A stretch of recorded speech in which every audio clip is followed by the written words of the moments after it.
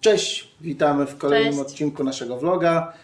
Teresa Kurek, Łukasz Śladewski, Cześć. Konrad Wojdan, Transition Technologies Advanced Solutions.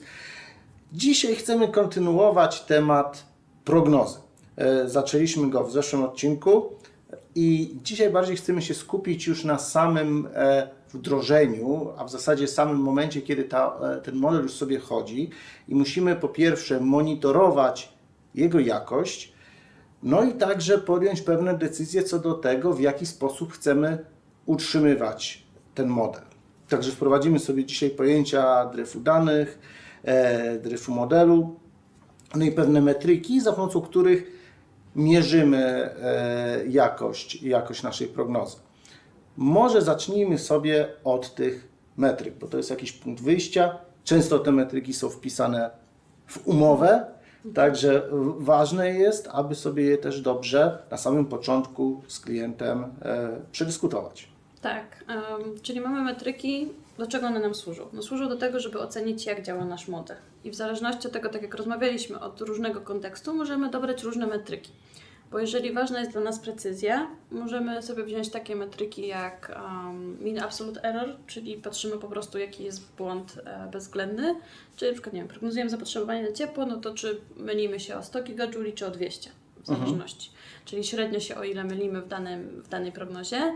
Możemy wziąć błąd procentowy, jeżeli chcemy porównać na przykład całą grupę modeli, bo mamy model na przykład dla całej sieci, możemy mieć model dla wybranego obszaru, dla Czyli tak zwany wybranych mean average węzłów. percentage error. Tak, tak? mean average percentage error. Więc patrzymy po prostu procentowo, o ile procent się mylimy. To są metryki, które stosujemy, jeżeli patrzymy na precyzję. Możemy też wybrać taką metrykę, która się nazywa R-kwadrat, współczynnik determinacji, który nam mówi o tym, jak dobrze wyjaśniamy wariancję, zmienność tych Jaki danych. procent tej Tak, jaki procent jej wyjaśniamy. wyjaśniliśmy. Czyli on ma wartość z przedziału 0,1 i my... Chociaż może mieć też ujemne wartości, jak naprawdę... Tego nie chcemy. Tego nie chcemy. To już Tak, naprawdę... tak. To jest też... No, zrobiliśmy model gorszy niż po prostu policzenie sobie średniej wartości. Średniej tak. powiedzenie zawsze, że średnia to jest nasza predykcja. Do takiego modelu nie chcemy. Więc mamy ten kontekst, natomiast no, różnie możemy wyliczać, no bo to są wartości średnie, czyli czy bierzemy, nie wiem, średnie z całej doby, czy pomijamy może jakieś wartości, bo zakładamy, że dajemy jakieś tam pole obszaru dla modelu, do tego, że może się znacząco różnić. Czy jak patrzymy na zbiór testowy, czyli przetrenowaliśmy model na jakichś, nie wiem, 2 latach i mamy rok do przodu, to czy bierzemy cały ten rok, czy możemy dzielimy sobie na sezony i chcemy zobaczyć, jak sobie radzi w różnych okresach, no to tutaj też trzeba usiąść i zdefiniować tak naprawdę, jak chcemy te metryki wyznaczać, w jakich obszarach, na co będziemy zwracać uwagę właśnie, bo może chcemy patrzeć tylko na weekendy i dla nas jest istotne, żeby weekendy dobrze wyznaczać. No więc mamy sobie te metryki. Na podstawie nich decydujemy, który model sobie wdrożymy na produkcję. Ty jeszcze ciekawy wątek podjęłaś tego podziału na zbiór trenujący i testowy. Tak. Najczęściej robimy to w sposób cross-walidacyjny, czyli jak mamy... Tak, przy czym przy szeregach czasowych nie jest to wskazane, bo nie chcemy przewidywać przyszłości. No tak. Czyli... Ale dlatego też bierzemy sobie też kawałek najnowszych danych. Tak. Na samym początku projektu wsadzamy do szuflady, Tak, zapominamy o nich. Taki walidacyjny zbiór. I to jest też ostateczny taki zbiór walidacyjny, żeby faktycznie oszacować jakość. Tak. Czyli No to- niejako przesymulować sobie, jak będzie Tak. działał ten model właśnie na Tak. tych danych, które będą... Chcemy sobie zobaczyć, jak zadziała model na danych, których nie widział. Czyli tak. dzielimy na zbiór danych na treningowy i testowy. To też nie może być takie jednokierunkowe, bo nie możemy na przykład wziąć, nie wiem, godziny pierwszej, drugą już do testowego, bo mamy modele autoregresyjne. Tak. Więc trzeba tutaj z pewną uwagą dzielić ten Najlepiej zbiór. na całe takie sezony, tak. Tak, trzeba się zastanowić. Jak są 3 sezony, to nie trenujemy na lecie, a predykcje robimy na zimę, co nam się niestety raz zdarzyło. Na szczęście w pierwszej fazie.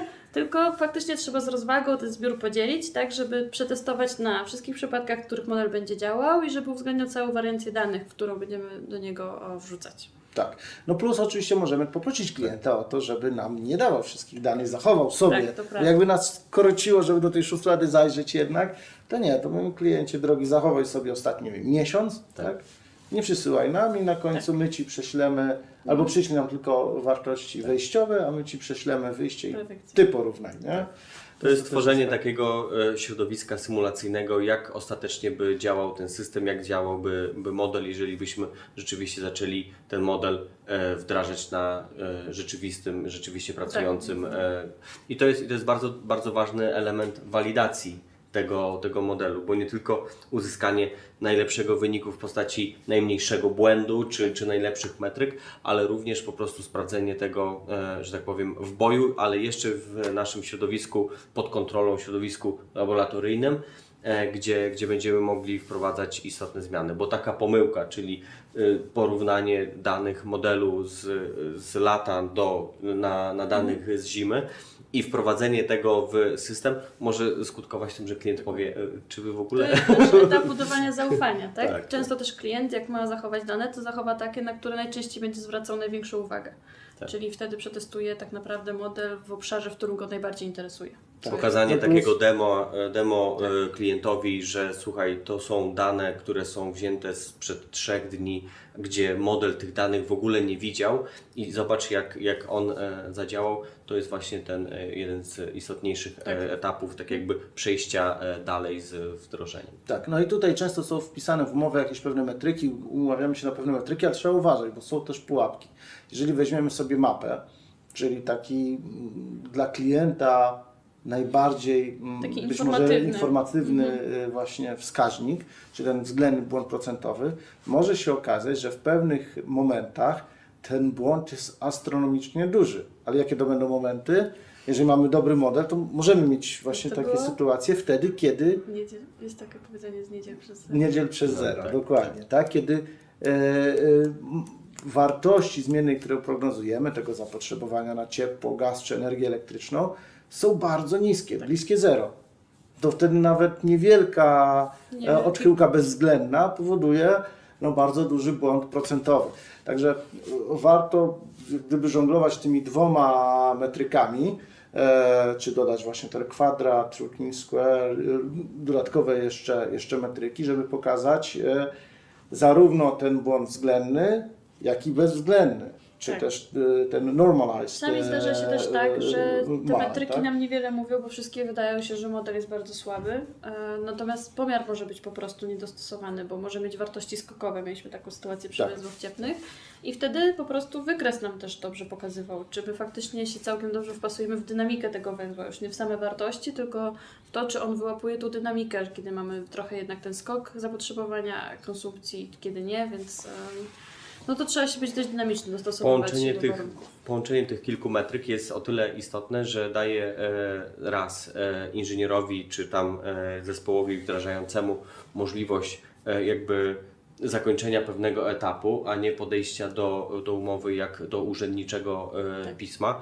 No ale z drugiej strony też właśnie klient powinien mieć poczucie, że ten model jest w porządku. I to jest właśnie jakby najważniejsza rzecz do przekonania, że my czujemy, że ten model jest dobry. Tak, że my czujemy, że ten model będzie działał i będzie działał prawidłowo.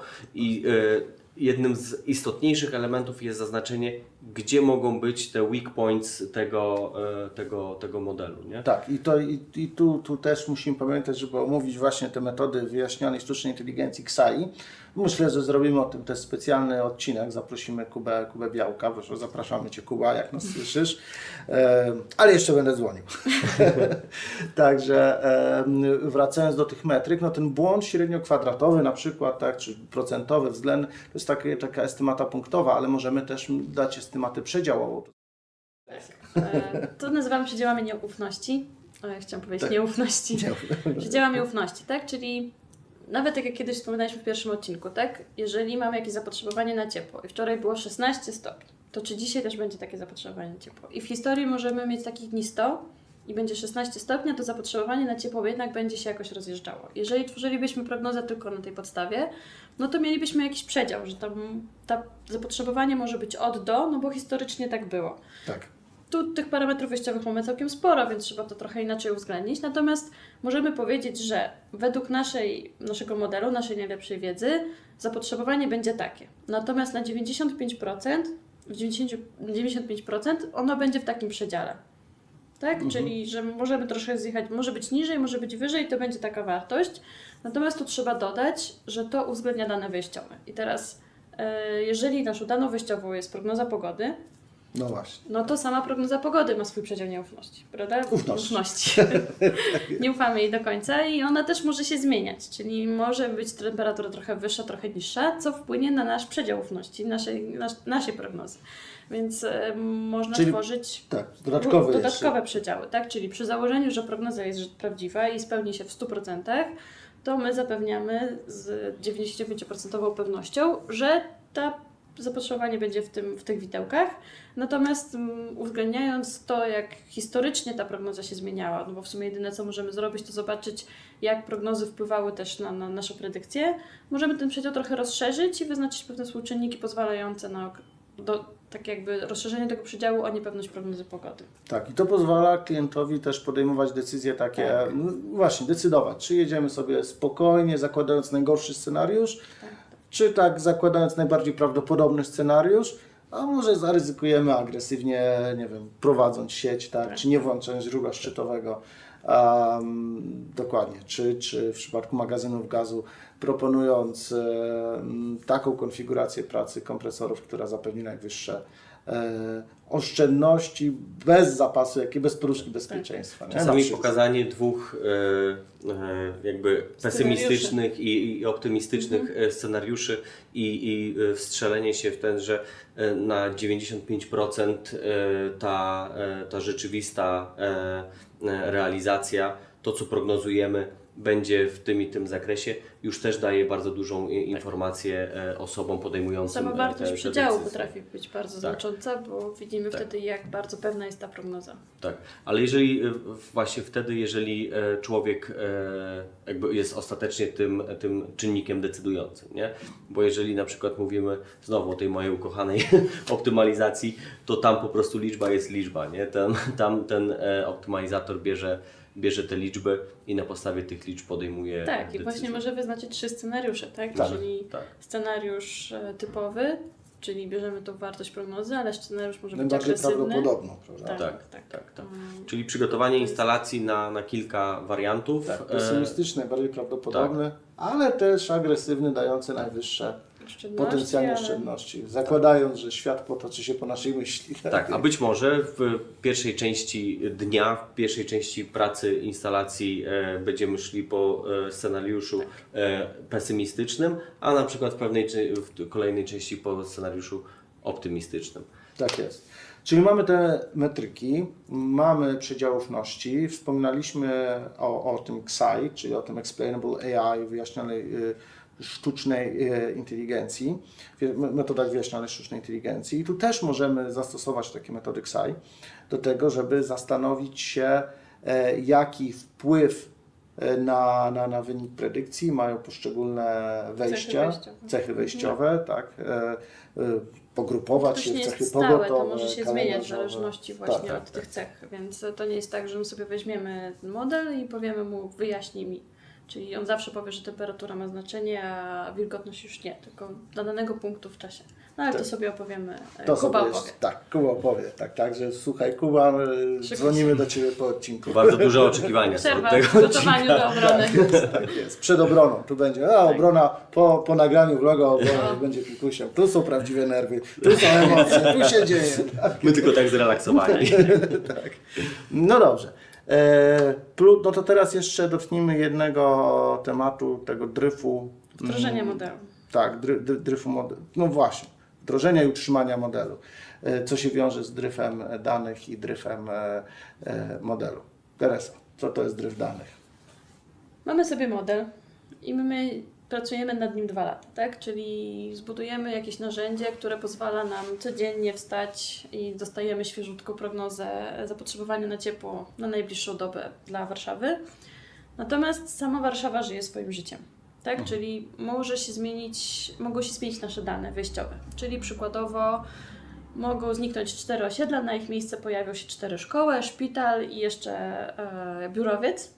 I wtedy nasze dane się całkowicie zmienią. Czyli nastąpi dryf danych, czyli nasze dane wejściowe nie będą reprezentowały tego samego zestawu danych, jaki wykorzystaliśmy do trenowania modelu. I wtedy taki model, który się nauczył na tych danych wcześniejszych, będzie nam wyrzucał coraz większe błędy. Czyli jeżeli monitorujemy nasz model, czyli dla każdej predykcji, jeżeli już nastąpi rzeczywistość, sprawdzimy, jak dobrze on sobie radził, co robimy, żeby ocenić właśnie, jak on pracuje, no to możemy zauważyć, że następuje ten rozjazd. No i pierwsza opcja jest taka, że faktycznie zmieniły się dane, czyli właśnie na przykładzie Warszawy może to być zmiana samych konstrukcji, może być zmiana sieci, możemy wymienić węzły cieplne i na przykład, nie wiem, z jednego zrobić 4 i wtedy faktycznie będziemy mieli te dane inne. Modernizacja budynków. No, dokładnie. Modernizacja budynków. Tak. Czyli widzimy, że ten model sobie radzi coraz gorzej i musimy się zastanowić dlaczego.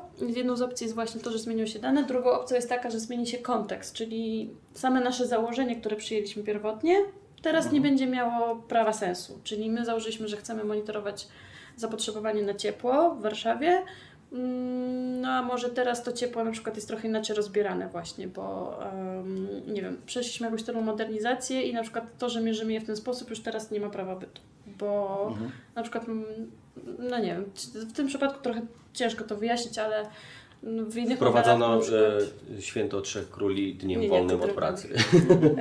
no ale przykładowo, nie wiem, chcemy monitorować zachowania konsumentów i potem zmienimy ich zachowanie, no to wtedy już zmienia się kontekst modelu, tak?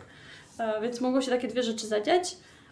Tak czy siak w obu przypadkach potrzebujemy zrobić dwie rzeczy, czyli musimy w pewnym momencie zdecydować, że to już jest ten punkt, w którym model faktycznie przestaje nam generować dobre prognozy. I co wtedy należy zrobić? Tak naprawdę możemy albo wziąć dane, które reprezentują obecny kontekst, w zależności, czy to jest zryw danych. Wystarczy wziąć nowe dane i przetrenować model. Tu trzeba byłoby się zastanowić tak naprawdę, które wziąć dane, czy uwzględniać dane historyczne, czy mamy wystarczającą ilość danych, żeby ten model przetrenować. Może trzeba to jakoś sklejać i przez chwilę prowadzić taki quasi model. No to jest już... To jest tak, czy mamy wystarczającą ilość danych, czyli na przykład czy te dane, które mamy reprezentują na przykład cały zakres pracy tego danego czynnika, nie? Bo jeżeli mamy przez rok dane, ale one reprezentują jeden charakterystyczny punkt, tylko lato, no przez rok, lato to by było spoko, Madera, nie? zapraszamy Ale na na przykład właśnie, Maderę. właśnie mamy przez sam okres lata, nie wiem, nowy budynek czy nową charakterystykę, więc no, przetrenujemy model dla lata, Tu ale jest dla prościej, zimy... bo już tak. mamy jednak te wszystkie informacje, teraz musimy tylko się upewnić, że mamy takie dane, które pozwolą nam prawidłowo przetrenować model. Natomiast jeżeli następuje dryf modelu, no to musimy przeprowadzić cały proces od początku, czyli zbudować ten kontekst, jeszcze raz przeprowadzić jakieś rozmowy, bo no najprostszym przykładem dryfu modelu może być to, że następuje wymiana w elektrowniach, tak? Czyli prognozujemy, nie wiem, jaką utrzymamy moc w elektrowni i nagle wymienimy kocioł z gazowego na fluidalny, no i mamy całkowity dryf modelu. Więc wtedy tak naprawdę proces przeprowadzamy od początku. Najczęstszym przypadkiem jest dryf danych jednak, bo właśnie następują jakieś zmiany i tutaj trzeba wtedy ten model przetrenować. I albo mamy guziczek, przetrenuj model, albo to się może dziać automatycznie, ale z tym trzeba uważać, bo jeżeli oczywiście stosujemy wszelkie metody walidacji, wykrywamy, to może też warto właśnie wykrywamy jakieś takie dane, które są podejrzane, ich nie bierzemy do nauki, ale jeżeli się przedostaną do procesu nauki, no to wpłyną nam negatywnie na jakość modelu. Więc jeżeli ufamy tym algorytmom walidacji, w pełni czujemy system, możemy zastosować takie automatyczne douczanie.